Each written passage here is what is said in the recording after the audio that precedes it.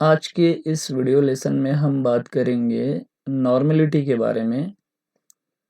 ठीक है, तो नॉर्मलिटी को समझने के लिए इधर मैंने दो टाइप के सॉल्यूशन लिए हैं। पहला मान लो ये सॉल्यूशन जो है टाइप 1 है और ये वाला सॉल्यूशन जो है टाइप 2 सॉल्यूशन है।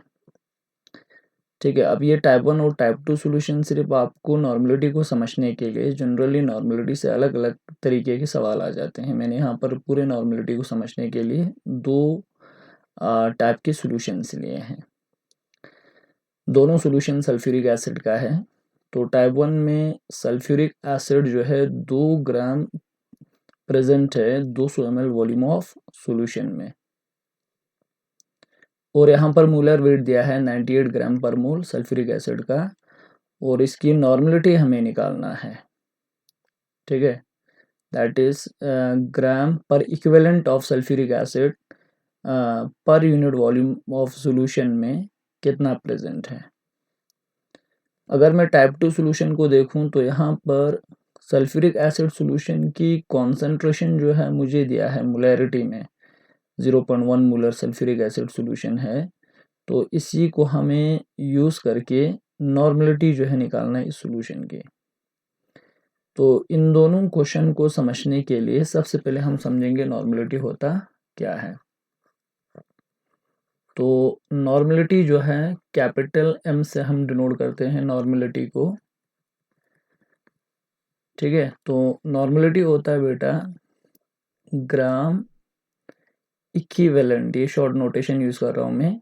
ठीक है, तो gram equivalent of solute per unit volume of solution में अगर प्रेजेंट है, और वॉल्यूम ऑफ सॉल्यूशन हम लेते हैं लीटर में, तो उसको हम बोलते हैं बेटा नॉर्मलिटी। या हम यूं कह सकते हैं कि पर लीटर वॉल्यूम ऑफ सॉल्यूशन में कितना gram equivalent of solute present है। अब ये ग्राम इक्विवेलेंट होता क्या है, देखो ये जो ग्राम इक्विवेलेंट है, ठीक है, ग्राम इक्विवेलेंट, ठीक, तो ये क्वांटिटी ऑफ सॉल्यूट होता है जिस तरीके से मोल होता है। ठीक है, तो ग्राम इक्विवेलेंट जो है ये होता है wait of solute divided by equivalent wait आता है। ठीक, अब ये इक्विवेलेंट वेट हम कैसे निकालते हैं सॉल्यूट का, तो किसी भी सॉल्यूट का अगर आपको इक्विवेलेंट वेट निकालना है तो उसी सॉल्यूट की मोलर वेट को n फैक्टर से हम डिवाइड करते हैं। ठीक है, तो n फैक्टर हम कैसे निकालते हैं इस पे हम पूरा एक वीडियो बनाएंगे, इक्विवेलेंट वेट कैसे निकालते हैं और n फैक्टर जो है होता क्या है और इसको फाइंड आउट कैसे करते हैं। अभी हम सिर्फ एसिड और बेस की n फैक्टर जो है कैसे निकाला जाता है उसको देखेंगे। एसिड के केसेस में n फैक्टर जो है उसकी बेसिसिटी के बराबर होता है। ठीक है, बेसिसिटी के बराबर होता है। जैसे अगर मैं यहाँ पर, ठीक है, हाइड्रोक्लोरिक एसिड ले लूँ जैसे HCl है, तो HCl की यहाँ पर जो n फैक्टर है वो यहाँ पर 1 होगी, क्योंकि इसके पास सिर्फ एक ही H पॉजिटिव आयन जो है ये डोनेट कर सकता है सॉल्यूशन में, तो उसी को हम बेसिसिटी बोलते हैं।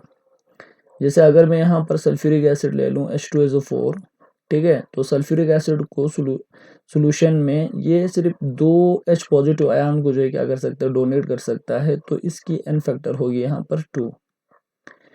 ठीक है, इस तरीके से हम क्या करते हैं बेटा n फैक्टर जो है एसिड में पता करते हैं। ठीक है,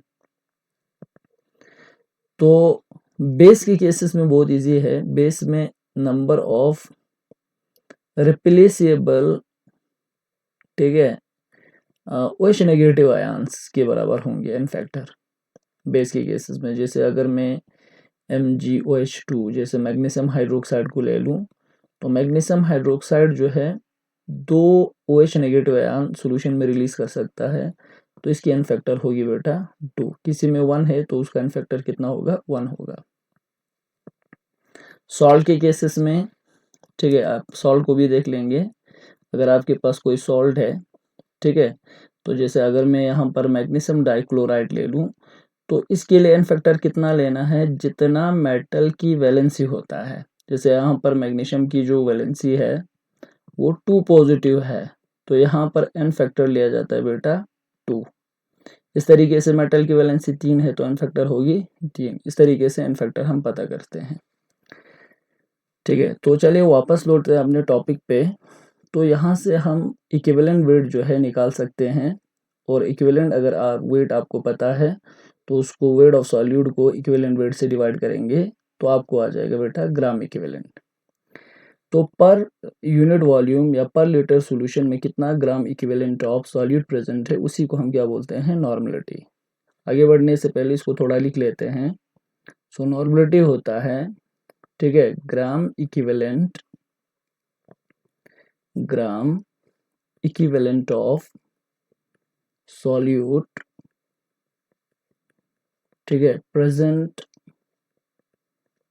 पर लीटर वॉल्यूम ऑफ सॉल्यूशन, पर लीटर वॉल्यूम ऑफ सॉल्यूशन।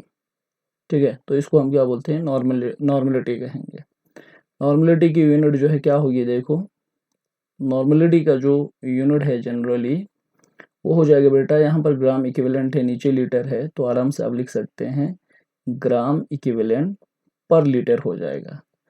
और जनरली वॉल्यूम डेसीमीटर क्यूब में भी दिया होता है, 1 लीटर 1 डेसीमीटर क्यूब के बराबर है। तो ग्राम इक्विवेलेंट, ठीक है, पर डेसीमीटर क्यूब जो है यहाँ पर आप लिख सकते हैं, डीएम क्यूब लिख सकते हैं। ठीक है, ठीक, तो इसी इक्वेशन को हम थोड़ा सा आगे बढ़ाते हैं।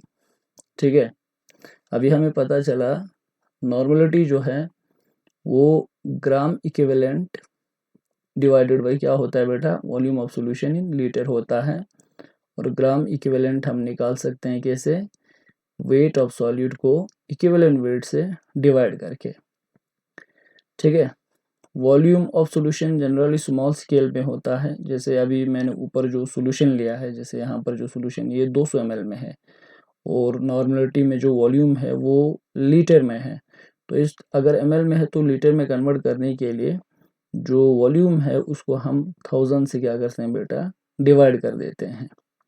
ठीक है, तो उससे क्या होगा, ml जो है आराम से लीटर में कन्वर्ट हो जाएंगे।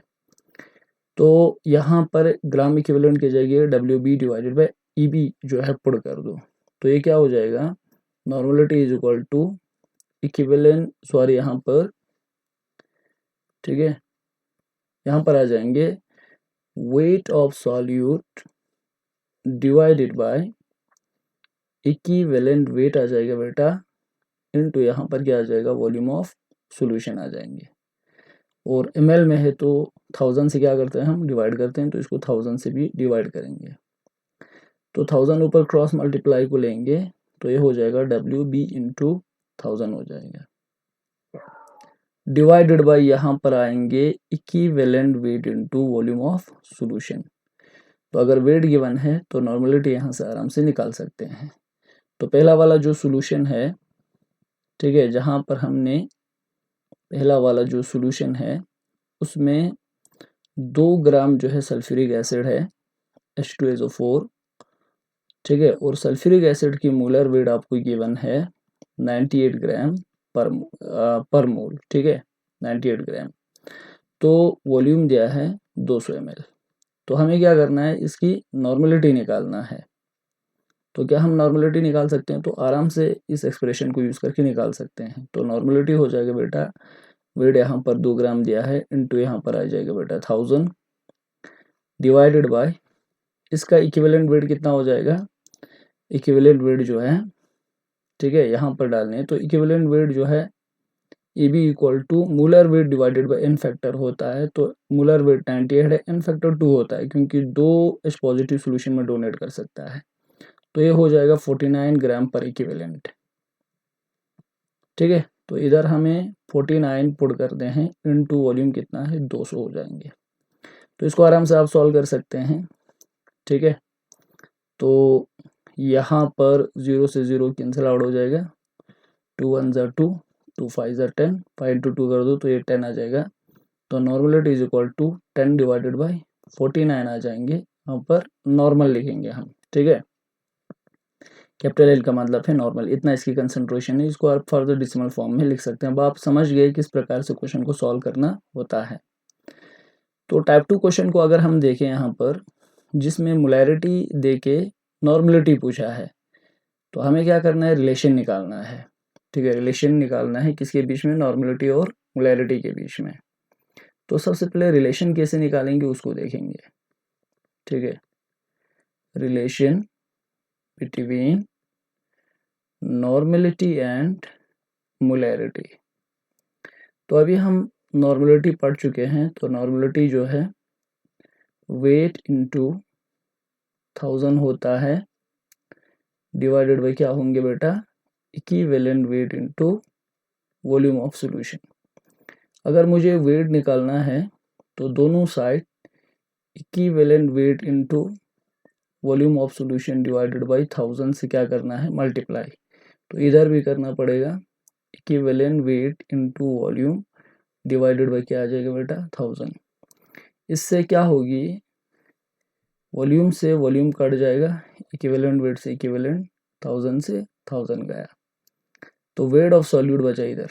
ठीक है, तो weight of solute is equal to equivalent weight into volume into normality आएगा, डिवाइडेड बाई 1000 आएंगे। ये हमारा फर्स्ट है।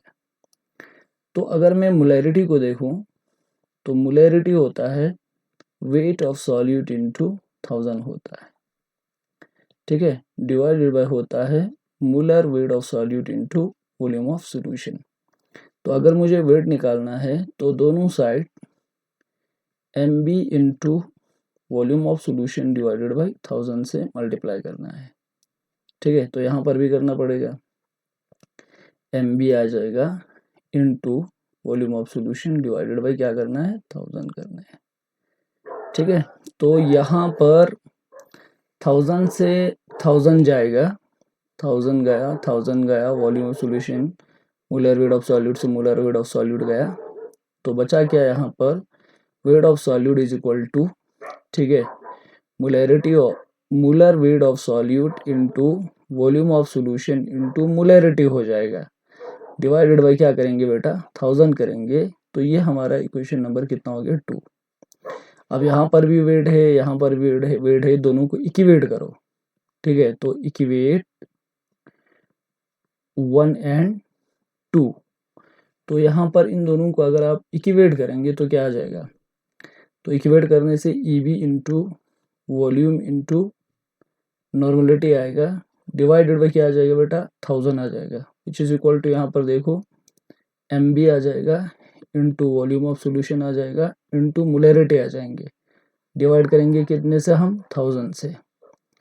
तो यहाँ पर कुछ चीज़ें कैंसिल आउट हो जाएंगे, जैसे यहाँ पर, ठीक है, वॉल्यूम से